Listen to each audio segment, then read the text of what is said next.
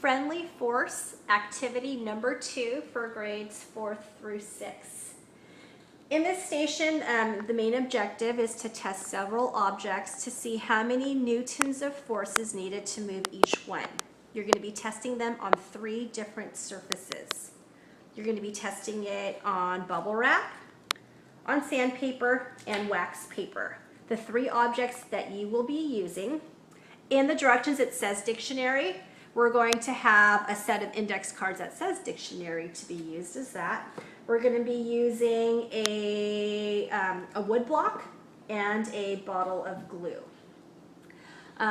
You are going to have your spring scale. Please remind your students about the guidelines using the spring scale. We don't want to pull on the spring scale, otherwise it will damage it and we will have inaccurate readings. So what you want to do first is you want to make sure that all of your students have journal number 2, Friendly Force. And the first thing they're going to do is form a hypothesis. A hypothesis is an educated guess before they actually test their experiment. It says, I think the what will require the most newtons to move it. So out of all of these 3 objects, which do you think is going to require the most newtons to move it? Okay, you can be specific and you can even add, I think that the dictionary is going to require the most newtons on the sandpaper. Or you can just say, I'm going to pick dictionary. I think dictionary is going to be require the most newtons to move it. So fill that in. And the very first thing you're going to do is follow the first column. It says force needed to lift in the air. So you're going to take your spring scale. And all I did here was take a rubber band, wrap it around, and this is what I'm going to use to hook the spring scale.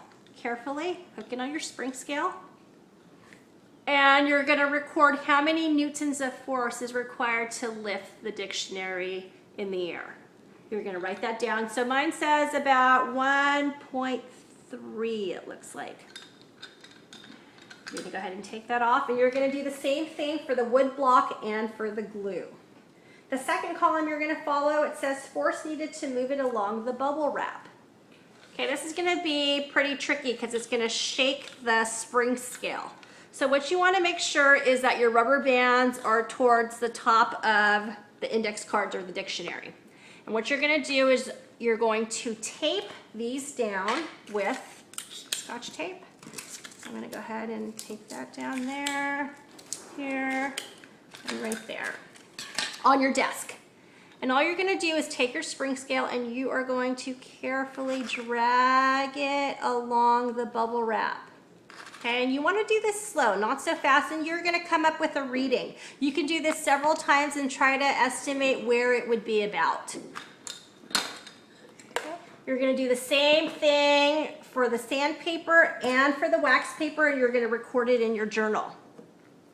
Then you're going to take the second object, which is the wood block, and you're going to do the same thing. You're going to carefully drag it, get an amount of force, record it, go to the sandpaper, record your amount of force, and the wax paper.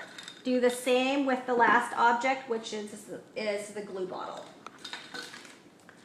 Then you're going to answer 5 questions at the end of this station. What is the force that is acting on the object as you pull it along the bubble wrap, sandpaper, or wax paper? This force is called gravity. Explain why the different items require different amounts of force. Well, you're going to talk about maybe the weight. You're going to talk about just the surface area, how different or how rough it is, allowing the object to move slower on that type of paper.